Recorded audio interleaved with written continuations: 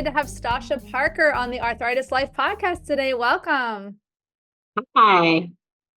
Can you just let the audience know a little bit about you? Like, where do you live and what is your relationship to arthritis?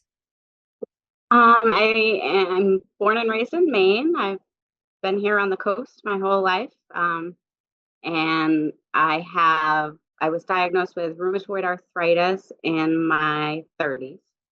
Um, Okay. and I've been dealing with that. And I've got also Hashimoto's and, a couple other stragglers, but Yeah, they like to say, the autoimmune diseases don't like to travel alone. yes. They bring their little friends with them. So yeah, let's just delve right into your diagnosis story slash saga. How were you diagnosed? What was that process like? So it took a really long time for that to get sorted out. I started having wrist pain and knee pain and trouble with my feet when I was really pretty young. By the time I was in my late teens and early 20s, I'd had quite a bit of problems with my wrists, and I started having different all types of different body parts would get tendonitis, Mhm. and it would come and it would go sometimes before I even got to see a doctor, as Mhm. as these inflammatory things do, as I've later learned. And sorry, I lost my train of thought. Oh no, that's okay. Yeah, it's actually so frustrating when you have symptoms that come and go, and then you finally get a doctor's appointment, and then the symptom isn't there anymore. Right, exactly. And at the beginning, it was mostly in my wrists. It Mhm. was swelling and pain. And I would go to the doctor and I would say, I'm having pain and swelling. And sometimes I'd say they're stiff. It's like my wrist doesn't want to move. My Mhm. hands are cranky.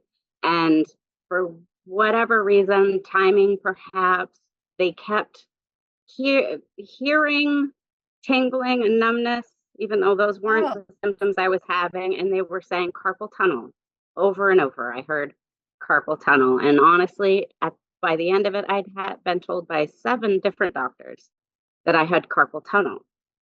And I switched jobs and went to a science based job where they mhm. had really good occupational health and occupational therapy on site. And I started seeing their doctors. And Jeez. one of their doctors was actually one of the ones that clued me in. It seemed to her like this was something more going on. Yeah. Um, because I had right from the start problems with my wrists, problems with my knees. Then I'd have a problem with my ankle. And then my neck started to have the same sort of symptoms. And I've Yeah. had a lot of shoulder troubles. And from there, she moved on before I moved on. Mm.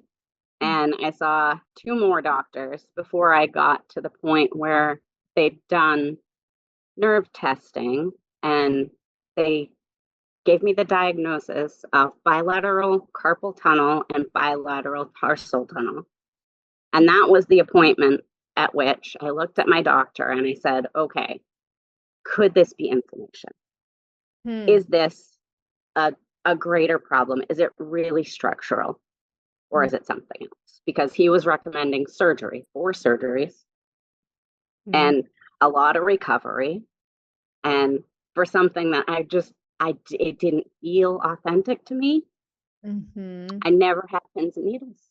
I never had numbness. It didn't fit.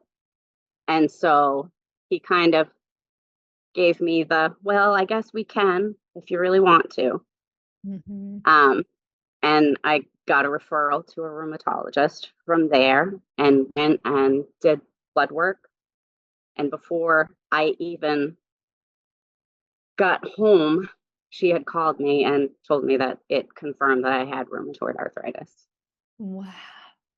How did you even know the word inflammation back then? Sorry, I'm stuck to where you were saying that they said if they thought you had carpal tunnel and you were wondering, because I don't think I knew what inflammation real was. Well, I my training in college was in marine biology, and so I've done marine and terrestrial biology and Mhm. marine mammals and human mammals are not that different. Mhm. So I'd done some marine health courses and stuff, and I just had that science background. So when I kept getting this diagnosis, it just didn't make sense. And I'd put my hand in the brace that they'd suggest, and it would just make it so much worse. The Um, more I immobilized it, the more it bothered me. And so I started, Dr. Google, okay, nobody else is getting me the answers that I need. What does the internet seem to think? mhm, And that's where I came around to, okay, these things sound like they could be inflammation. mhm. Yeah, and I mean, it's amazing. You're like literally showing kind of the detective work of the diagnostic process where, they say oftentimes if you're having pain that's bilateral, like in the tiny joints of the fingers, the wrists, and it's Right. to be quote unquote spreading, those are like classic signs of rheumatoid Yep. arthritis. Worse with inactivity or in the morning. To make life more difficult, you can have both, right? You can have carpal tunnel inflammation. Absolutely. Yeah, Yes, inflammation absolutely you can. that irritates the nerves. So, but yeah, you were literally telling, it's almost like to a hammer, everything's a nail. Like a lot of times doctors are like, well, the most common cause of wrist pain in someone in their 20s and 30s is carpal tunnel versus rheumatoid arthritis. But you're like, well, why is it also like my ankles, my knees are hurting, like all these other Yeah. systemic signs? All these other things. And I had physical therapy for Mm, tennis elbow, rotator cuff 3 times, my knee 3 times. I'm like, okay, these uh-huh. are all joints and they're all acting the same, but at a different time. Yeah, And yeah. so my science brain was like, this is connected. There's no way that these things are not connected. Didn't make sense to the Mhm. biology brain. It didn't fit. That's such a unique perspective to have. Did you have any of the systemic symptoms like fatigue or Yes. eye inflammation? Yes. You did? Okay, awesome. Yes. I had no idea. I had no idea why I mean, I had when things were, I had a few, like, I would say, like, high flare times right after I had my first child. Things were kind of rough and I was really tired all the time. That's when my knees were bothering me a lot. And that doctor told me to stop stooping down and stop kneeling, stop chasing my toddler up and down stairs, which, Mhm. Yeah. like, oh, okay, totally achievable. Moving Yeah, on. I guess we right. suffer through. But I mean, I was tired. I struggled sometimes in college with keeping up with the course load, and I beat myself up over it because, what is it I'm doing wrong? Why am I not getting enough sleep? Why am I not rested? Mhm. What's wrong with my brain today? Why couldn't I come up with that term? I know this stuff. Mhm. Yeah, did you know that that was related to your rheumatoid arthritis? Like, I didn't know I for a long. didn't have any of those answers until well, many, many years later. I Mhm. had so many of the symptoms for almost 20 years before I got that final puzzle piece and it all clicked together. Once I started learning about the symptoms, I was like, "Oh my gosh, that that's me." Oh, so, back to the moment when you actually got the diagnosis from that rheumatologist, what was your initial response? Were you relieved? Were um, you sad? Were you mixed emotions? I had really mixed emotions. My great grandmother had rheumatoid arthritis and she was really hunched over and little, but she lived to be in her 90s, so I was okay. My step grandmother had also had rheumatoid, so I'd seen kind of that up close and personal, and I saw how she struggled, so I knew down the road it could be a lot more challenging. It honestly, it wasn't until I went to try to find more information that I started to get a little bit freaked out because the first thing I start to see is everyone talking about it being so important to catch it early, to slow it down. Yeah. And I knew at that by that time that it had been a really long time. And Hmm. we weren't early. And it has been quite the journey to get that train to slow its roll. Yeah. Yeah, it is very bittersweet or just bitter feeling to know that if someone had put those puzzle pieces together for you earlier, then you could have gotten on treatment earlier and maybe had a better chance of going into remission. But yeah, so I think your response is very common, and it's also common. I think a lot of times people think of the diagnosis, like kind of emotional and grieving process, as linear. Like you get diagnosed and then you feel afraid or scared, and then you like slowly feel better, better, better as you get more into it. But for me, it's been kind of like you described, like you felt a little bit okay because you're kind of relieved because you didn't Mhm. it wasn't carpal tunnel after all. You're like, yes, I was right. But then it's like through time, it gets up and down and up and down because it's kind of, Right. yeah, it affects you differently depending on what your life demands of you. Like you mentioned, having little kids. Yes, absolutely. Absolutely. And my oldest child was in his teens when I received my diagnosis, but I still had Oh, okay. a, a younger guy, and he was hmm, 3 or 5, somewhere around there, really active. So we were still doing a lot of hiking and stuff. And at that point, at the point where I finally really started pushing hard for answers, I was I was near the end of my body's ability to really keep moving forward without the help that it needed. And I'd already done damage I had no idea. I had no idea the damage I had done. And so Yeah. you start out like you said, it's an up and down. You find things that are working, and there's a lot, so the soaring hope, and then, oh, this isn't really working, and we're coming down the other side, and it's really hard. And um I was maybe too late to save my career, so that was another crash down when I realized I couldn't return to work. I took FMLA with that mindset of, okay, I'm going into treatment, starting this med. It's going to work for me. We'll reduce my workload. We can do things a little differently, and I'm going to be able to do this. But it just didn't work out that way.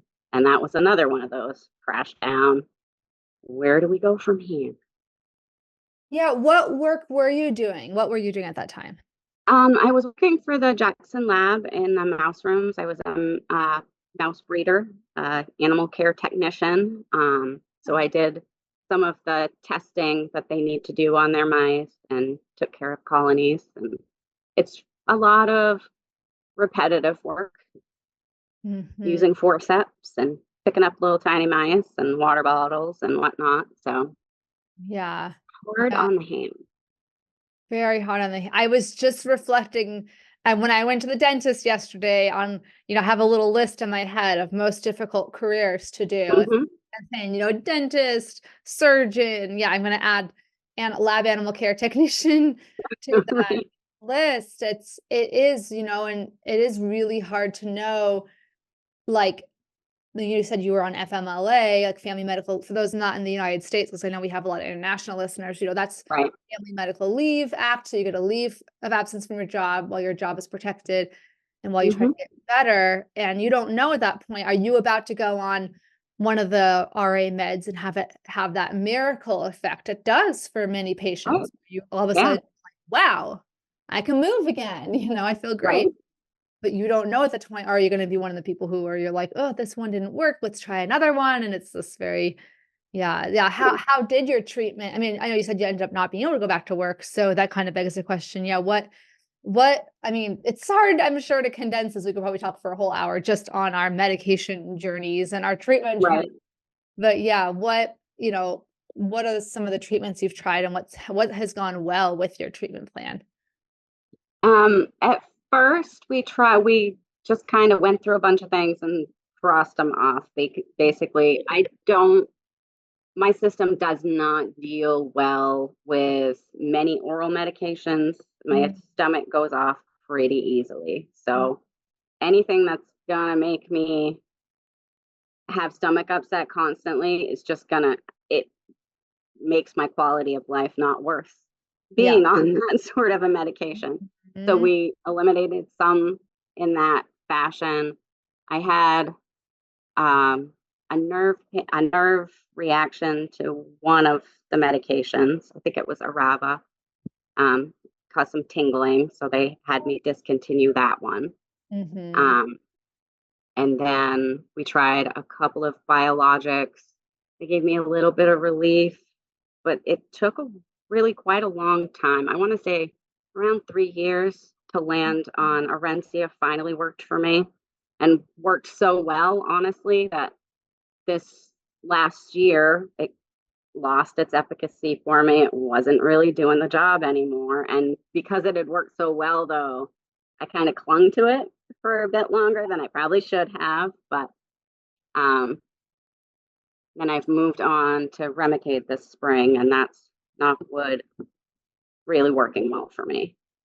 Well, that's great to hear, and I think many of us who've had this disease for over, 5 or 10 years have had that experience. I'm on my 5th biologic in 21 years, so it's really Yep. common for one to work and at my first for a while, and then your body either makes antibodies to it or some other kind of mysterious immune thing happens, where I'm gonna quote the, one of the researchers I had when the researchers from the Benaroya Research Institute came on the podcast. They said, "It's like the immune system is if the immune system is an orchestra, it's like we know a lot about individual parts of the instruments, but we don't necessarily know how they all work together." That was on Hmm. episode 124, by the way. I'll put a link to that one in the show notes. But I kind of imagine that sometimes the immune system is trying really hard to fight off, what it's supposed to do, like the foreign viruses and stuff. But it also sometimes it's like, hey, look at that synovial lining of their joints. That looks bad. Let's get rid of that. Yeah, yeah. I like to think of my immune system as a construction and demolition crew that's just kind of working overtime, Yeah. like doing everything they should and then some. Yeah, yeah. Well, I think Dr. Carawata and I were talking, and she's made the analogy that it's like a misbehaving toddler. It's like Yeah. it wants to do the right thing, but sometimes it just can't. It just has a tantrum and decides to be irrational. And you're Yep. like, yeah. But it's I think for anyone listening who they're maybe in the very beginning of their journey, they might be on their first medication, and maybe their first medication is starting to wear off, like Arenza did for you. It is hope does bring people hope to know that you're not the first one for this to happen to. Not in the sense of like you shouldn't feel bad, like it sucks, but people have Oh, been. yeah. This is part of the process. This is not you're not an outlier. This happens to a lot of people. Yeah. I think another really important thing for people to know that I get this sense when I talk to people in support groups and such that isn't, I guess, common knowledge is if it's not working for you, let them know. Don't Yes, yes. continue to be miserable with all of these symptoms. They can try you on another medication. There are always more things that we can be doing. There are complementary therapies. There are all kinds of different things that we can add that will help. Yeah, that's a really, really great point. And I think, in the Room to Thrive support group that I facilitate, it's really an educational support group where we talk about little lessons that I assign to them, but also just have time for open-ended support. Um, it's come up a few times. People say, "Well, I don't know when something is bad enough to warrant a call to the doctors." Right. That's really hard to know in the beginning. I think you're getting to know your body still, right? It is. It is. Well, and you've arrived here sick, right? You didn't land here because you felt great. So what is feeling better from here? And how long you've been living with the symptoms, that answer might be really surprising to you when you start to unearth what healthy you might have actually felt like and how long ago she was in the driver's seat. Yeah, that's really especially when you had a lot of pain for years and yeah, it's very often in the beginning stages, the first few years, the whole treat to target concept in rheumatology is that you target full remission or getting the person back to their prior level before they started feeling sick. So Hmm. that makes sense if it's you're in the first couple years, right? And you can imagine, like I got diagnosed in 2003 for me. So, okay, I'm remembering what I felt like in 2002, 2001. I'm going to try to get back to that. But now it's 2024. I've had it for 21 years. I'm 42. I'm not going to make my target to feel like a 20-year-old. Like that doesn't make, I'm not going to feel like that anyway, even a completely healthy, able-bodied 42. Hmm. So as you age, it can also be really hard to know what is my target, Uh, Right. like, yeah, how have you had those conversations with your doctor? I have, and I've I've fought hard to align myself with doctors who believe that quality of life is probably the most Mhm. important aspect of your treatment. Like, if you're not feeling like your life has the quality that it needs, whatever that is, if you're a person like me, I need to walk on the beach. If I can't walk on the beach, I'm gonna be really miserable. I'm gonna be looking to invest in a rover that can drive me on the beach if it Yeah. gets to that. Like, it's really important to me. So that has been one of my markers that we kind of follow. Like, how are you doing? Can you now walk around on unstable ground? Is that something Mm-hmm. achievable for you? And we got me there. But I don't know if we would have if we had just said, okay, how's the inflammation doing? Mm-hmm. Is is it good enough? Is that number coming down to something we feel like is livable? You have hit the nail on the head on one of my favorite things to talk about, which is the difference between like functional ability and these questions they tend to ask us. Like, my dad is a good example, actually. I'll not use myself as an example for once. My dad they were contemplating doing a knee replacement for him. And they were asking him, what his pain is on a scale of 1 to 10. And he said something like, a 5 or 6, because he's like, I don't feel like someone's like stabbing me, but it's still really painful and stiff. And they're like, okay, well, that's not too bad. But then later on in the appointment, he just happens to casually mention, yeah, like I can barely make it from our front door to the mailbox, which is like 30 steps. Like this is not like a farmhouse where the mailbox is like a mile away. And the doctor was like an aha moment for the doctor, like, oh wait, you are not able to function in your life right now, you know? Yeah, And that is such a crucial thing for anyone listening to communicate to your doctor. What is it in your life that not only brings you quality of life, in your case, definitely like walking on the beach, that brings you quality of life. That's extremely important.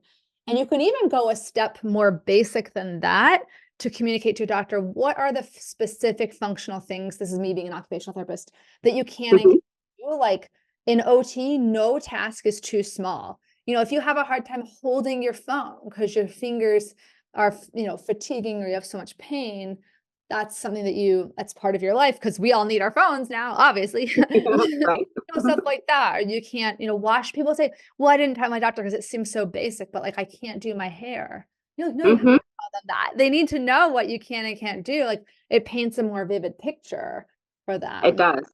It Uh, does because you get just that short window, and they're going to go over your symptoms. And if you don't tell them, they don't know, mhm. and they can help you with so much more than you probably think they can.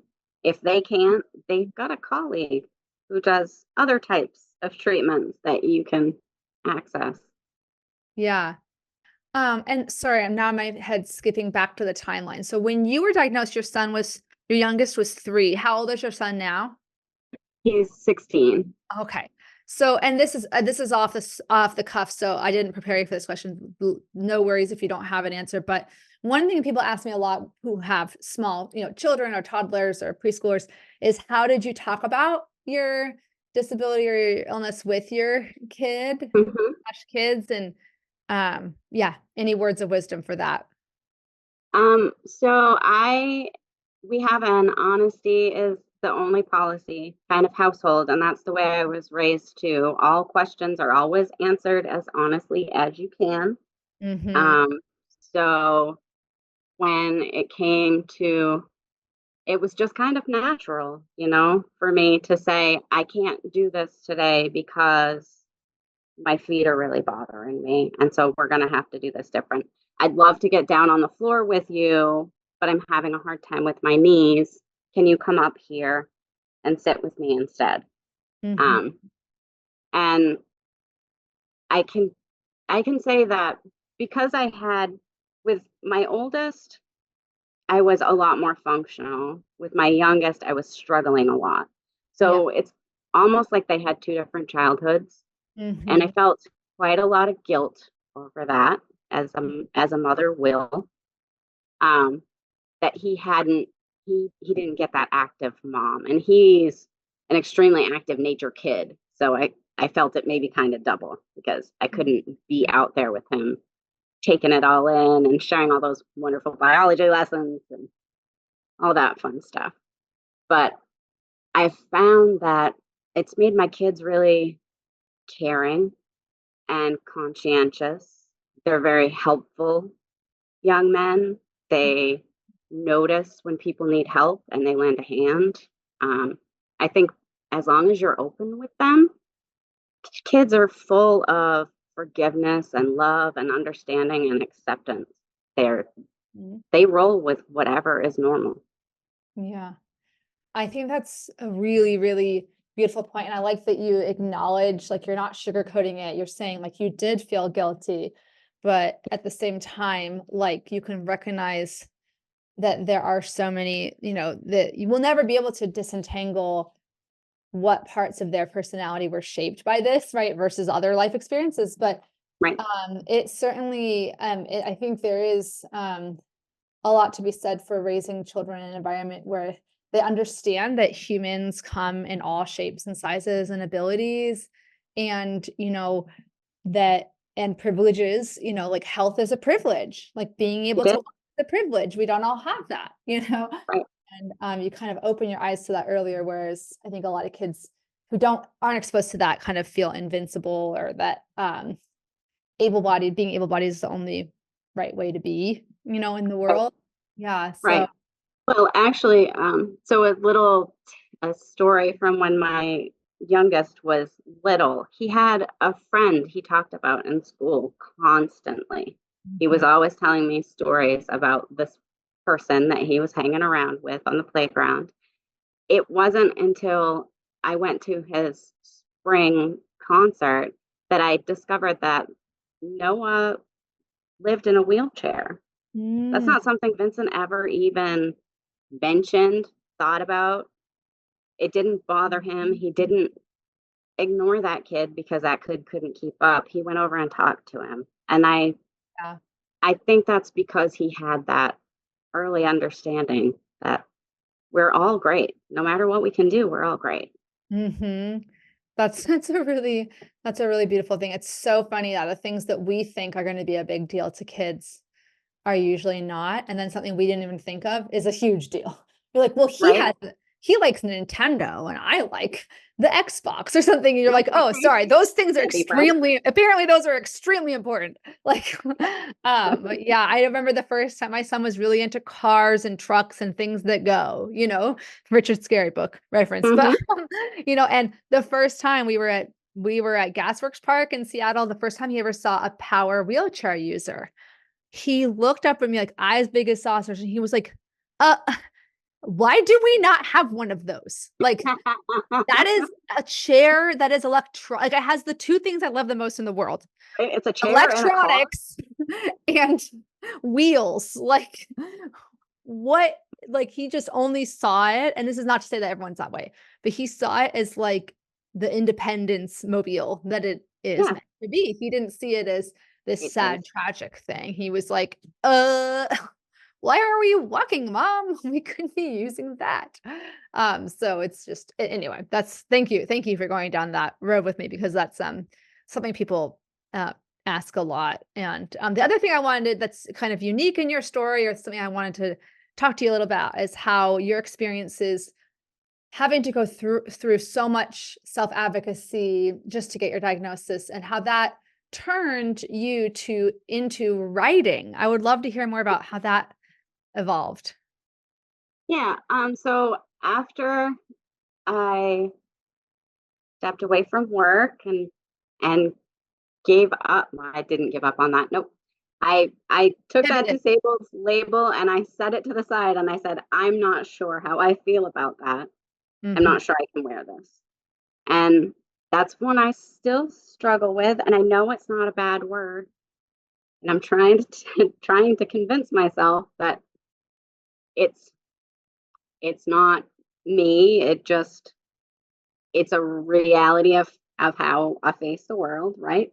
Mhm. Um, but after a little while of just kind of sitting with that and trying a few different treatments, trying adding natural stuff, spending a lot of time combing the internet, trying to find out whatever it was I wasn't told. Because, of course, by this time, I didn't have a lot of trust in doctors anymore either, like From valid experience. so much Yeah. experience with people telling me that it was just this, it was just that. I just needed to lose weight. I just needed to rest. I, Mhm. all the things that you hear on the way to Yeah. an inflammatory diagnosis sometimes.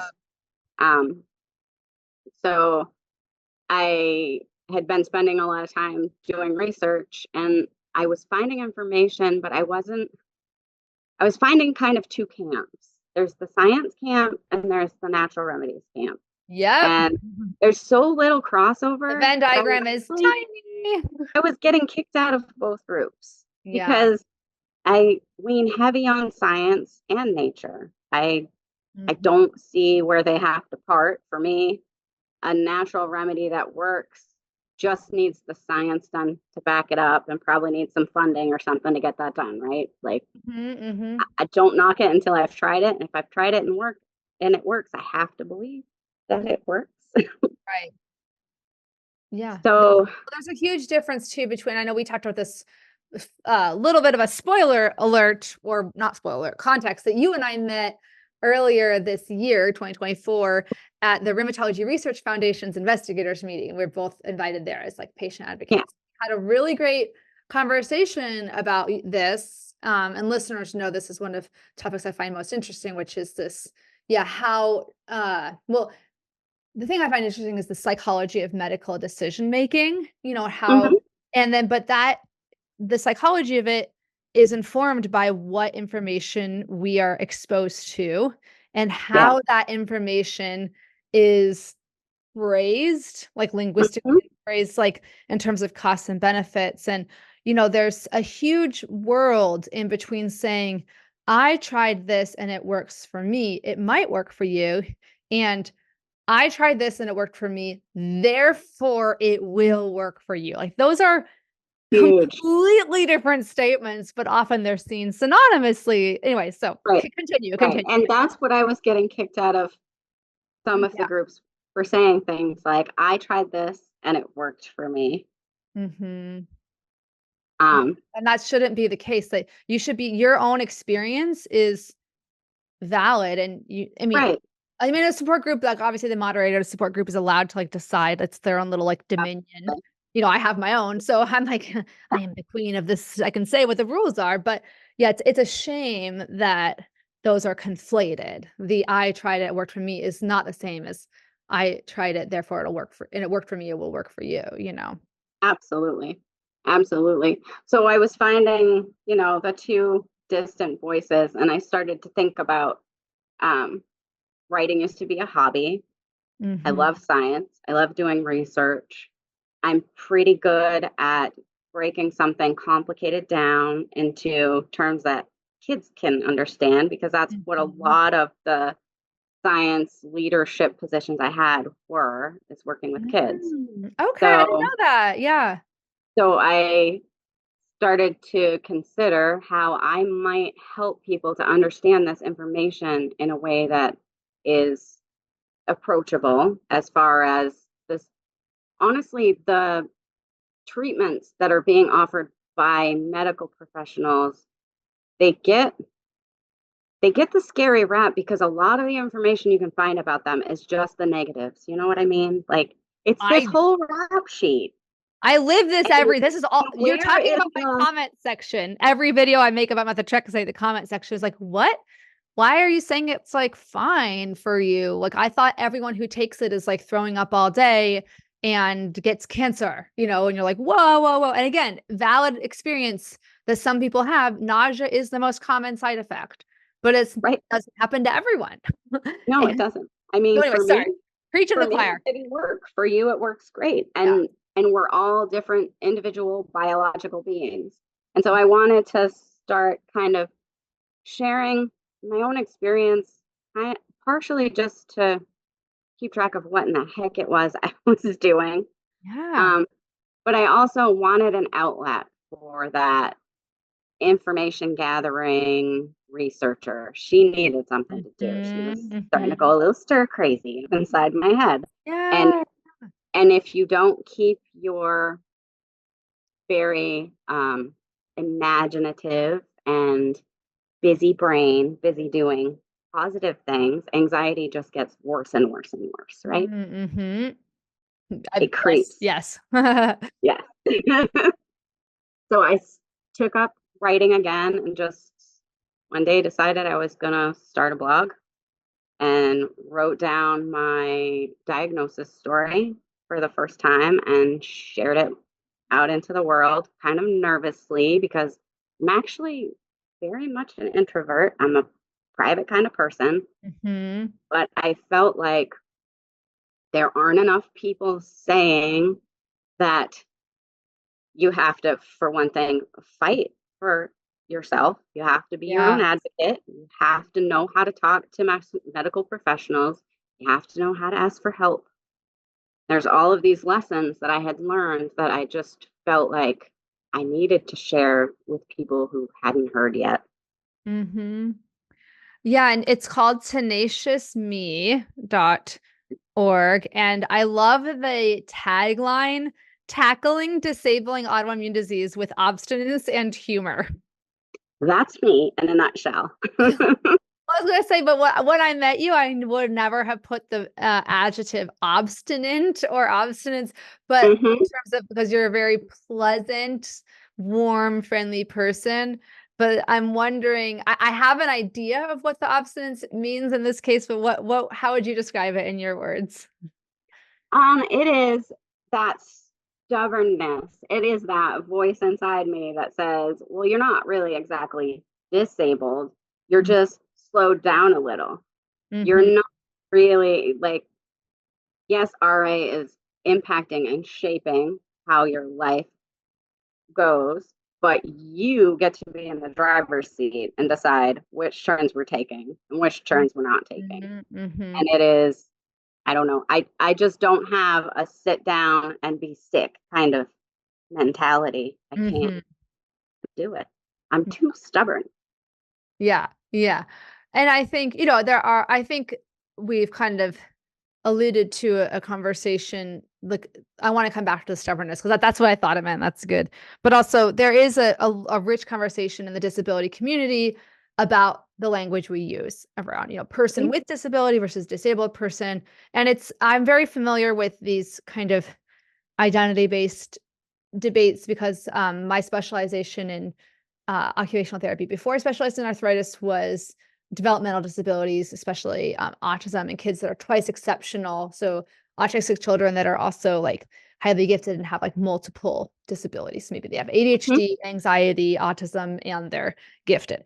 Um, Really, really fascinating work. But there's a huge debate in the autism community or autistic community about, do we say I am a person with autism or autistic, as part of Mhm. identity? And so that has bled, I think that was started in my understanding before the disabled one and the disabled, am I disabled versus a person with disability? And I think before we even get to that language, I think it's you hit on something that I experience as well, which is that some of us are in that messy middle, whether you call it person with disability or a disabled person, where I'm not able bodied enough to where this doesn't really affect my life, but I'm not so affected that like I would not qualify for official like disability benefits, right? And Right.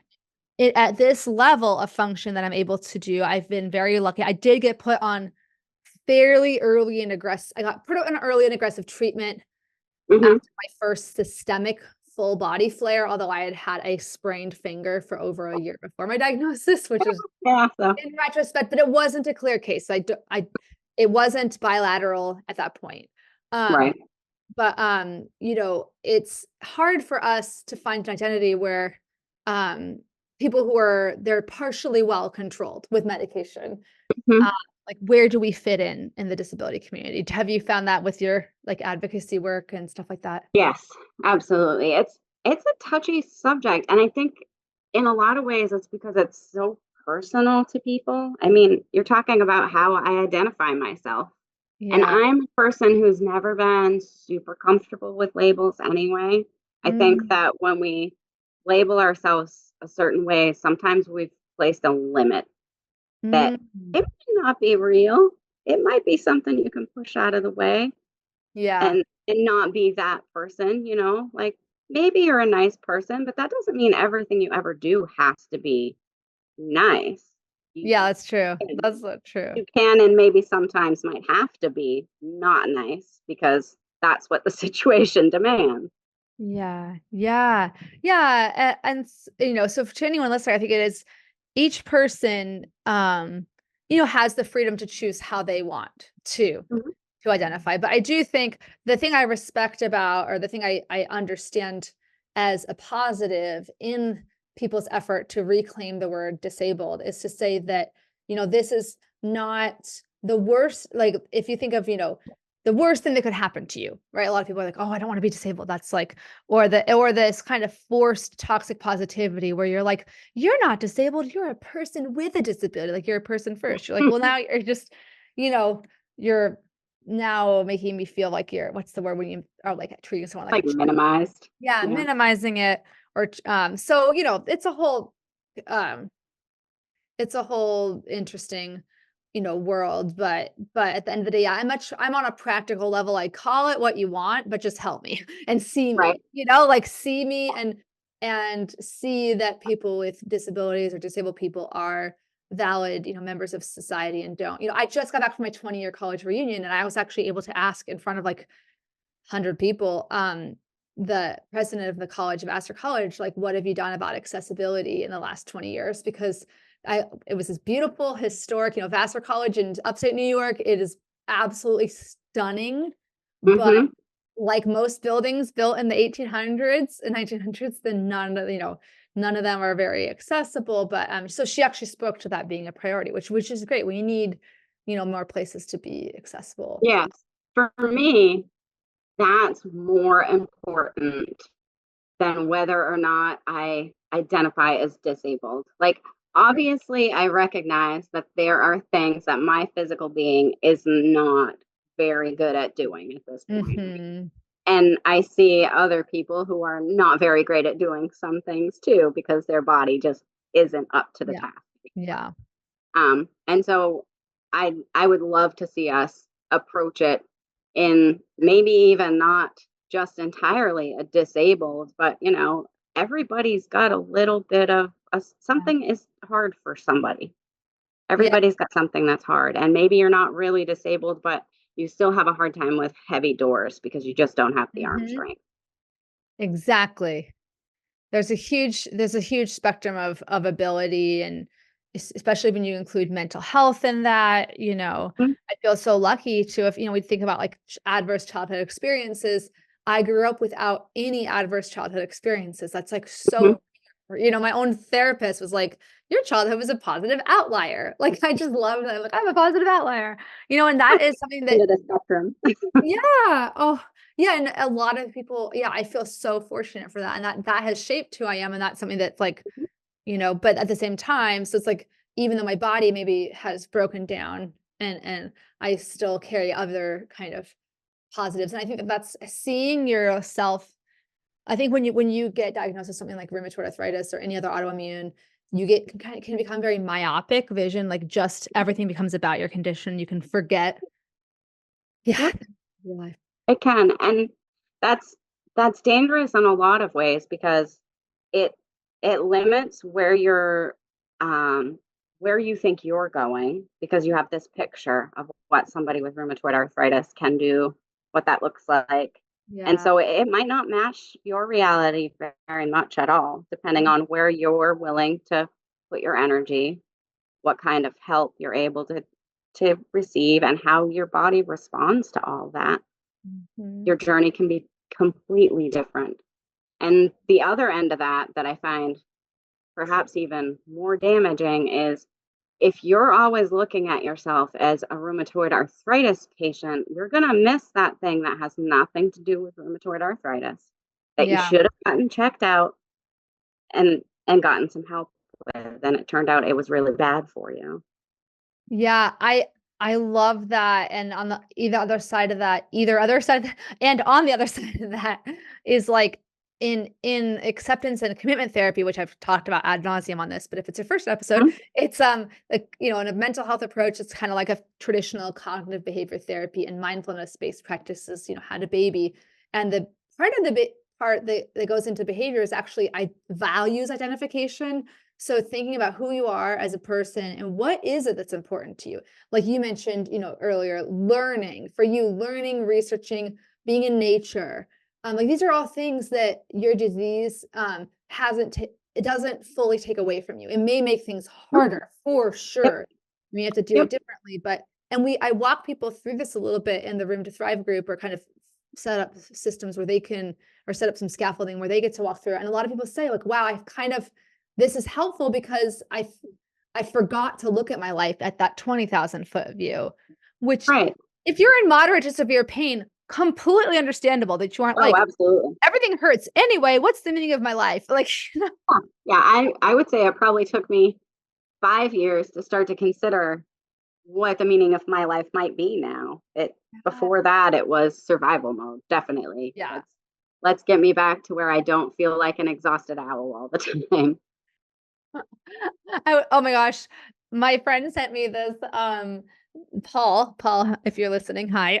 He sent me this really funny cartoon the other day that was like, raise your hand if you like, who's having a great time or who's having a great day, and like no one raises their hand. Like, who's having an okay day, and like everyone raises their hand. Where it's like sometimes we just want to have like it's okay to have just an okay day, or like I just want Mhm. to not feel completely horrible, you Right. know?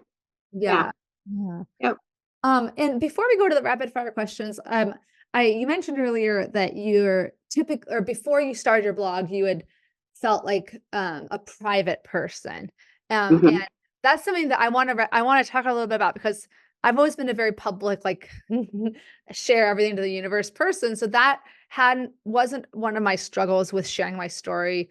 Although Mhm. I wasn't public about mental health. So I have anxiety, or I've historically had anxiety, and I've had ups and downs with it, but I didn't talk about my anxiety until the last few years because I was like, well, I'll talk about my physical stuff. I'll talk, but I had a mental block on that. And it's not right or wrong to talk about anything publicly or not. Yeah, no, it's all up to us. Yeah, but what was it like? Like how when you made that choice, I mean, I'm guessing it was stressful, but then when you made the choice to share publicly, has it how has it been to get people's responses to your story, and just anything you want to say about that? It's been overall pretty positive. It made me feel, I mean, honestly, less invisible. Mhm. And as soon as I started talking about it, I discovered there were other people around me that were already in this boat, right? You don't know who's struggling until you say, "Hey, I'm struggling," and people say, "Hey, me too." Mhm. Um, Mhm. so I started to build a little bit of camaraderie, I suppose, and it it's just been helpful to have that space where I feel like I can say however much or however little I want. Mhm. Um, I can sit with it for a couple of days and edit it before I hit. Yeah, So I that's know huge. exactly how much I really wish to share. And other than that, so I did the first post that was very personal, and then, like a good scientist, I hid behind the information for a while. Mhm. And it's really been just dribs and drabs of, okay, honestly, this is what's going on with me personally, Yeah. rather than things like I tried these things and and they feel okay. Yeah. It's more, okay, this part of my life is really not so sunny, and this is a place where I'm struggling. I'm starting to be a little bit more open with that sort of stuff, Yeah. and starting to dig into some of the parts of the healing journey I've been on that I haven't really shared, because it's Mhm. pretty easy to share the medical stuff. Pretty easy to say you got to ask for help, got to Yeah. advocate Yeah. for yourself, talk about stress management and exercising and stuff like that.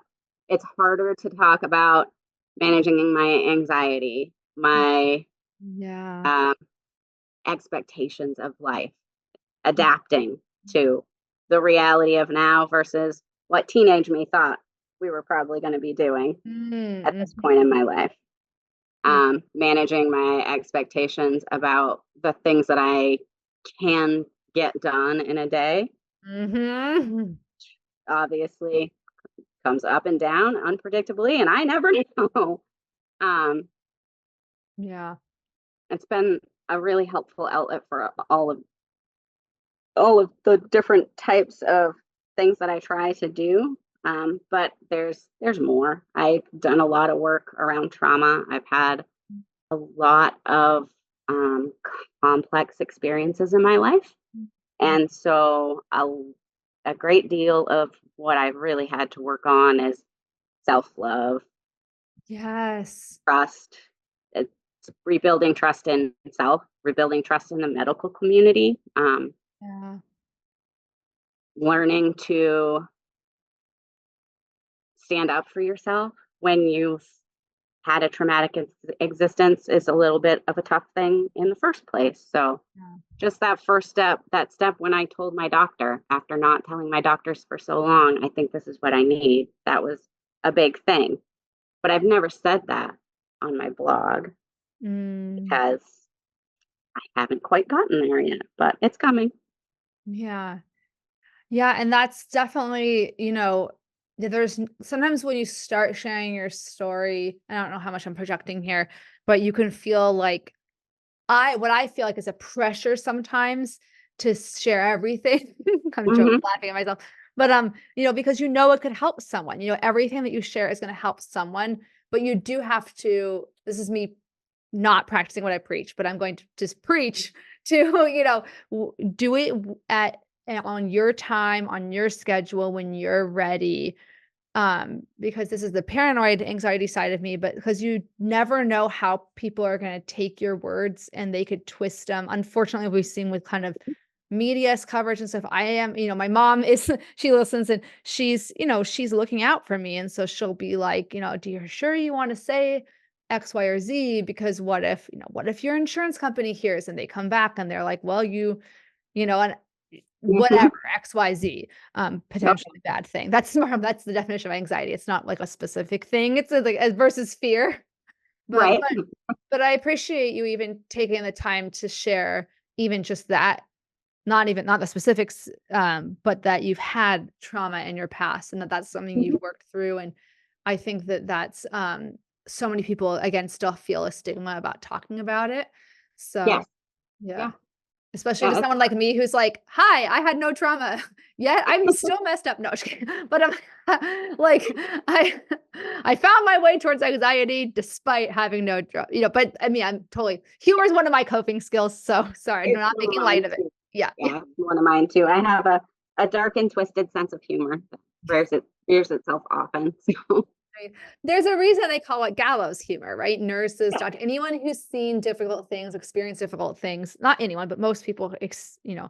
use humor at some point to cope. So, I think that self-love, um, self-love is hard enough for people who had no trauma in their lives to it's a much, bigger battle, I'm sure for you. So that's wonderful to hear that that's kind of, it sounds like that's become internalized, at It this point. has. It has.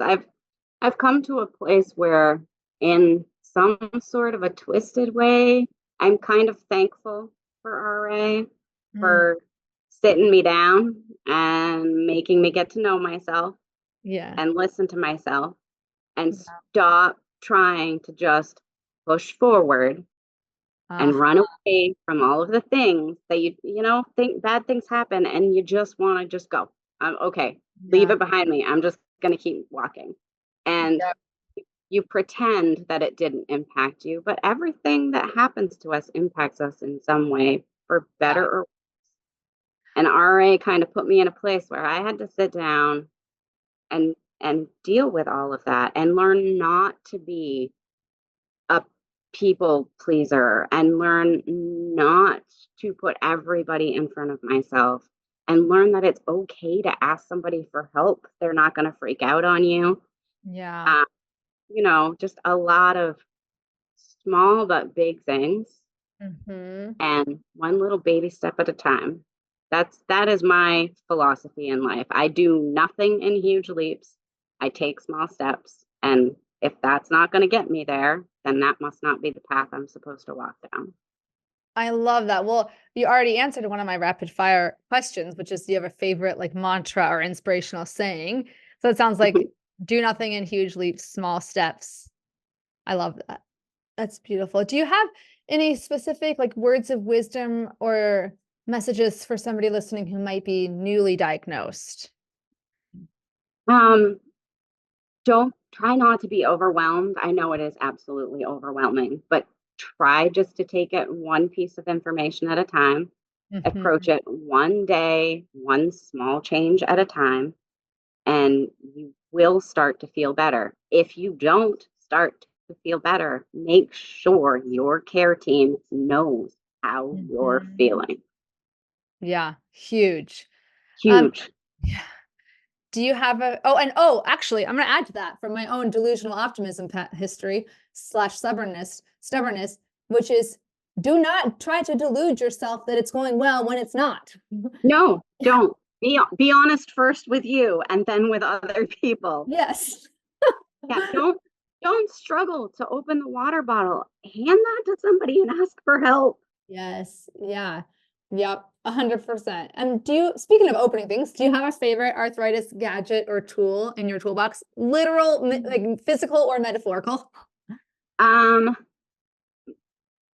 Favorite tool. Oh my God, I have so many different tools that I use. One of my favorite things actually is vet tape, because you can wrap that on anything and make the Yes. handles fat.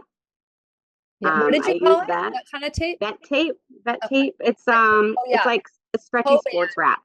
yeah. Yeah. Sports web. Yep. I have some of that. I just didn't know if that was like a specific brand. Um, No, my first physical therapist, well, my first very useful physical therapist since I had RA that knew what was going on with me, she was a horse person. So she had vet wrap, which, love it. yeah. Love it. Do you have a The other one would probably be the Kitchen Mama Kitchen can Mama? opener. I That just thing is, used that last night making Mexican yeah, food. Yeah, Kitchen Mama hands-free opener. that is amazing. Yeah, and it's cute. And you can put it in a drawer. It doesn't take up space on your counter. Yeah. It's a can opener. If you've seen my blooper video, I continuously called it a jar opener. Oh, nice. I was looking at the jar opener. I mean can opener. Can opener. Can opener. Okay, it's a can opener. That's it. Yeah. Do you have a favorite book, movie, or show you've been watching or reading recently? Ooh, that's hard. I watched The Office over and over and over again, Oh, so that's probably comfort one of my show. very favorites. Yeah. The British one or the US one? US. Yeah, the British one's really good too. I had that Yeah. on DVD. So Shameless would probably be my favorite British show, and that I like the British version of that Okay, I'm gonna write that down. And then lastly, this is a big one, but what does it mean to you to live a good life and thrive with rheumatic disease? one. It means that I get to enjoy living my life. And for me, that is getting out in nature, having the energy and the attitude to interact with my loved ones and enjoy time out. It's really important to me that I can spend time on boats, go camping, and things like that. So those are the things that I'm always looking to level up a bit more. I love it. I really want to come visit Maine. You should. It's beautiful. Oh, yeah. I'm on the opposite coast to you, but I've been as far north as oh no, I did go to Maine. We visited Bates and Bowdoin when I was looking at colleges. Oh, nice. Yeah. Yeah, and then I spent summers at Bowdoin when I was a teen. yes, I loved their campuses, yeah. Um, and then last question, where can people find you online? They can find me on my website, tenaciousme.org is where I do all of my information sharing. Mhm. And on Instagram and Facebook at Tenacious in Me. Perfect. Well, thank you so much for sharing so much wisdom and dealing with all my rambling questions at times. It's just really nice to talk to you. And um, to anyone who's listening to the audio version, I always like to remind you that there's also a video on the Arthritis Life YouTube channel and on my website, arthritis.theenthusiasticlife.com. You'll also find like a full transcript. I personally actually find it hard to retain information when it's auditory only, so I like to read it if I'm trying to really yeah, yeah, so that's always transcripts are always on the website, but thank you so much, Stasha, and we'll talk to you later. Thank you. Bye-bye for now.